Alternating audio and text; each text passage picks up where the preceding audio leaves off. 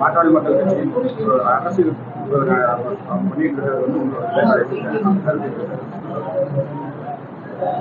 இது குறித்து நான் ஏற்கனவே பல முறை கருத்து சொல்லியிருக்கிறேன். அவருடைய உட்கட்சி விவகாரம், அவருடைய குடும்ப விவகாரம்.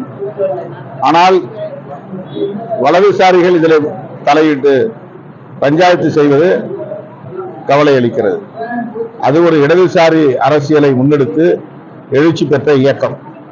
ஆனால் இன்றைக்கு வலதுசாரிகள் அந்த இயக்கத்தை வழிநடத்தக்கூடிய அளவுக்கு அல்லது பஞ்சாயத்து செய்யக்கூடிய அளவுக்கு ஒரு பரிமாணம் ஏற்பட்டிருக்கிறது அல்லது பரிணாமம் ஏற்பட்டிருக்கிறது என்பது கவனிக்கத்தக்கது.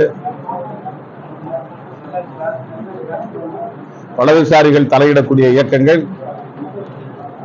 தனித்து வளர்வதில் இயங்குவதில் சிக்கல் ஏற்படும் என்பதை கடந்த காலம் நமக்கு உணர்த்தி இருக்கிறது. இதனை பாமக நிறுவனரும் சரி, இன்றைய பாமக தலைவரும் சரி, இரண்டு பேருமே நன்கு அறிவார்கள். எனவே அவர்களுக்கு நாம் புதிதாக சொல்வதற்கு ஒன்றுமில்லை.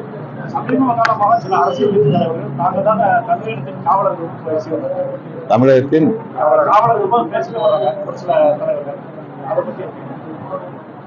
ஒவ்வொருத்தரும் காவலராக இருக்க வேண்டியதுதான், ஒரு ஆள் மட்டும் இருக்க வேண்டியதில்லை. எல்லோருமே தமிழகத்தின் காவலர்களாக இருப்போம், தமிழ் மக்களின் காவலர்களாக இருப்போம்.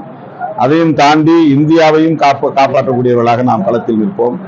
எனவே ஒவ்வொருத்தரும் அவங்க தங்களை காவலர் என்று கிளைம் செய்து கொள்வதில் ஒன்றும் தவறில்லை.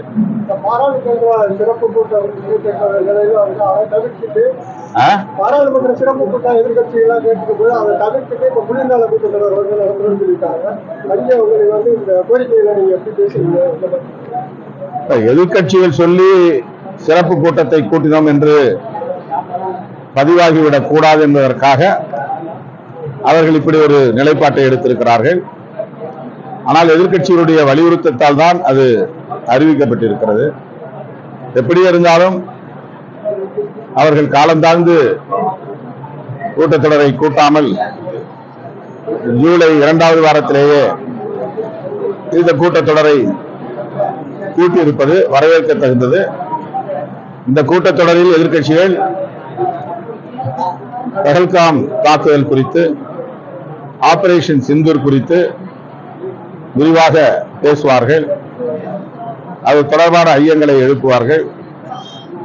ஆளும் கட்சி அதற்கு விடை அளிக்கும் என்று நாம் எதிர்பார்க்கிறோம்.